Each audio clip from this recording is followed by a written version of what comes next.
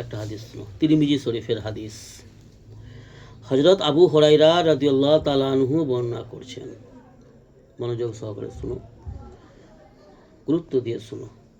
হযরত আবু হুরায়রা রাদিয়াল্লাহু তাআলা আনহু বর্ণনা করেছেন হাদিসটি। রাসূল পাক সাল্লাল্লাহু আলাইহি ওয়াসাল্লাম ইরশাদ করিয়াছেন, রাসূলুল্লাহ সাল্লাল্লাহু আলাইহি ওয়াসাল্লাম ইরশাদ করিয়াছেন, শেষ জামানায় কিছু লোক এমন প্রকাশ পাইবে। শেষ জামানায় মানে রাসূল হাসান বলেছেন, শেষ জামানায় মানে কিয়ামতের আগে, অলরেডি এটা সেই জমানায় চলছে। এটা কিয়ামতের করিব, কাছাকাছি একদম আমরা আছি। এটা হচ্ছে শেষ জমানা, আমাদের জমানাটা হচ্ছে শেষ জমানা। তো রাসূল সাল্লাল্লাহু আলাইহি ওয়াসাল্লাম এই জমানার কথাই বলেছে সাহাবাদের মাঝখানে। শেষ জমানায় রাসূল সাল্লাল্লাহু আলাইহি ওয়াসাল্লাম বলছেন, শেষ জমানায় কিছু লোক এমন প্রকাশ পাইবে, এমন প্রকাশিত হবে, দেখা যাবে, এমন লোকের আবির্ভাব হবে যাহারা দিনের আড়ালে, দিন ইসলামের আড়ালে, দিন ইসলামের এলেম হাসিল করবে, দিন ইসলামের বড় আলেম দাবি করবে, দিন ইসলামের আড়ালে দুনিয়া স্বীকার করিবে। বুঝেছ কত গুরুত্বপূর্ণ কথাটা, ভেবে দেখলে না কম্পিত এসে যাবে, শরীরে কম্পন এসে যাবে, ঘাম দিয়ে দেবে, গা শিউড়ে উঠবে। এই কথাটাকে যদি কেউ গুরুত্ব দিয়ে শুনে আর এটাকে নিয়ে বিশ্লেষণ করে, মানে চিন্তা ভাবনা করে। জি, রাসূল সাল্লাল্লাহু আলাইহি ওয়াসাল্লাম বলছেন, শেষ জমানায় কিছু লোক এমন প্রকাশ পাইবে যাহারা দিনের আড়ালে দুনিয়া স্বীকার করিবে। দিন ইসলামের জ্ঞান শিক্ষা অর্জন করবে, কিন্তু তারা দুনিয়ার লালসায় পড়ে যাবে, দুনিয়ার লোভী হবে, দুনিয়া স্বীকার করবে, মানে দুনিয়ার অর্থ সম্পদের পিছনে পাগল হয়ে থাকবে। দিনের আড়ালে দুনিয়া স্বীকার করিবে, বাঘের চরম চামড়ার পোশাক পরিধান করিবে। বলছে বাঘের চরম চামড়ার পোশাক পরিধান করিবে, মানে নরম, হ্যাঁ, বাঘের নরম চামড়ার পোশাক পরিধান করিবে, মানে দামি দামি পোশাক। এখানে বোঝাতে চাইলো এইটা দামি দামি, যে দামি দামি পোশাক প্রদান করিবে। আছে আমাদের সমাজে এরকম অনেক জালেম রয়েছে, জালেম যারা দিনের আড়ালে দুনিয়া স্বীকার করে, দুনিয়া লালসা, দুনিয়া উপার্জন করে। মুসলমান সমাজে আছে আলেম নামে বড় বড় জালেম, আর তাদের ফলোয়ার, তাদের পিছনে পাগলের মতন দৌড়ানোর লোক অনেক আছে, কোটি কোটি আছে আমাদের সমাজে। মূর্খর দল, গান্ডুর দল, যারা সব বেদাতকারী, সব বেদাতি। জি, তাদেরকে ভটকে দিয়েছে, তাদেরকে ভ্রান্তির মধ্যে ফেলেছে, ভুল বুঝিয়ে তাদেরকে গুমরাহ করে মুরিদ বানিয়েছে। জি, আজকে আমাদের সমাজে ভরে গেছে।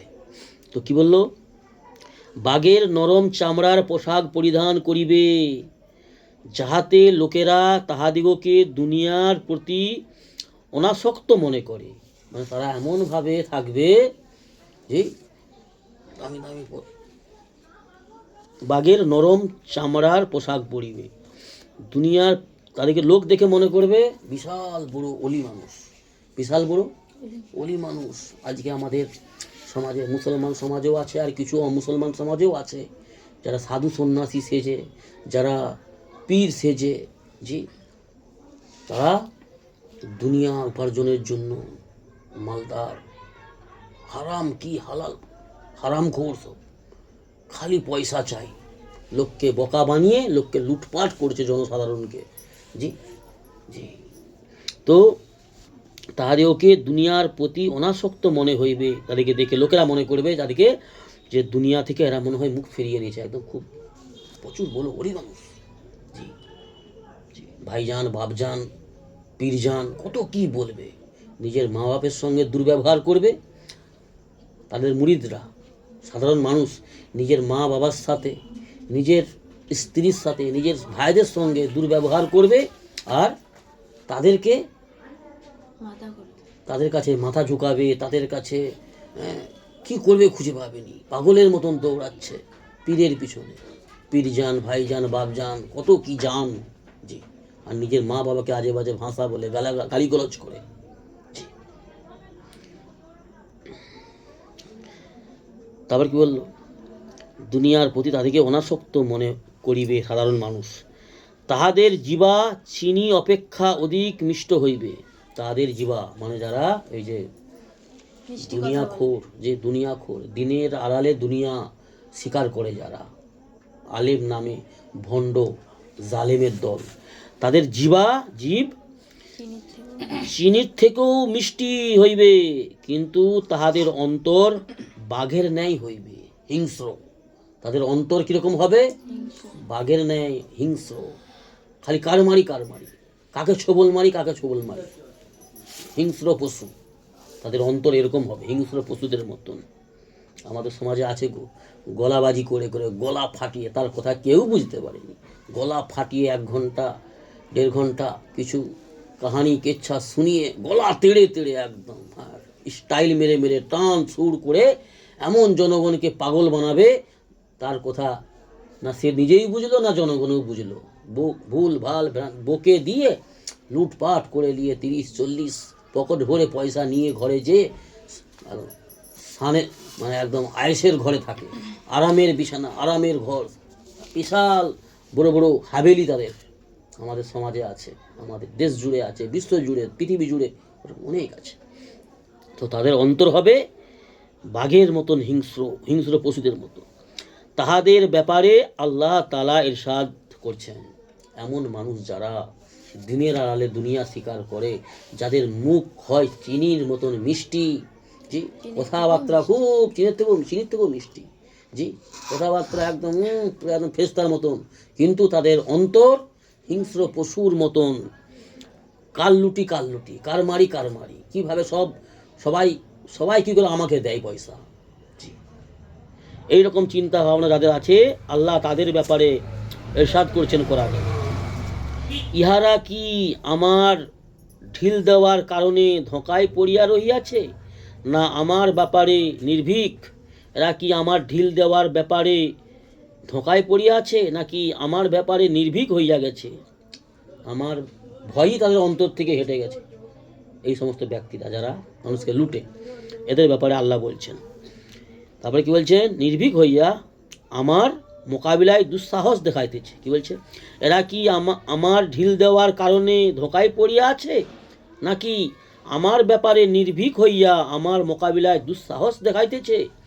আমি আমার কসম করিতেছি, আল্লাহ নিজেই কসম খাচ্ছে, আল্লাহ বলছেন, আমি আমার কসম করিতেছি, আমি তাহাদের মধ্যে যাহাদের ভিতর হইতেই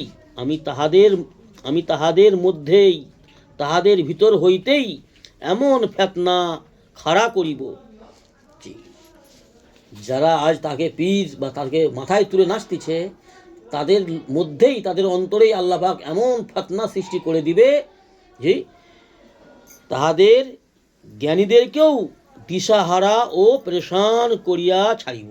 আল্লাহ বলছেন, যারা এমন ধান্দাবাজ, লোক ঠকায়, মানুষকে গুমরাহ করছে, এমন লোকেদেরকে আমি তাদের মধ্যেই এমন পেরেশান ভরে দেবো, এমন ফিতনা খাড়া করে দেবো। আল্লাহ বলছে, নিজেরা দিশাহারা হইয়া পেরেশান হইয়া যাইবে, এমন করিয়া দেব। আল্লাহ বলছে, এমন করিয়া ছাড়িব, অর্থাৎ তাহাদেরই মধ্য হইতে এমন লোক নিযুক্ত করিয়া দেব। আল্লাহ বলছে, তাহাদেরই মধ্যে হইতে, তাহারই নসল থেকে, তারই মুরিদদের মধ্যে থেকে আমি এমন লোককে দাঁড় করিয়ে দেব, যাহারা তাহাদেরকে বিভিন্ন প্রকারে ক্ষতিগ্রস্ত করিবে। নিজেদের মধ্যেই এমন অশান্তি, পেরেশানি ভরে দিবে আল্লাহ, জি, এমন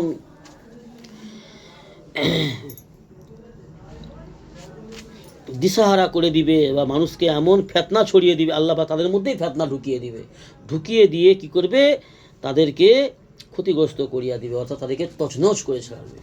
আজ হচ্ছে আমাদের সমাজে, আজ আমাদের মুসলমান সমাজেও হচ্ছে, আর আমাদের অন্যান্য যে সমাজ আছে, অমুসলমান সমাজ যারা, তাদের মধ্যেও এক শ্রেণীর মানুষ সাধারণ মানুষকে ডাকাতের মতন লুটছে, সাধারণ মানুষকে গুমরাহ করছে, ভুল বুঝিয়ে মানুষ ঠকাচ্ছে। যে যত মিথ্যা কথা বলতেছে তার তত সম্মান বাড়তেছে সমাজে।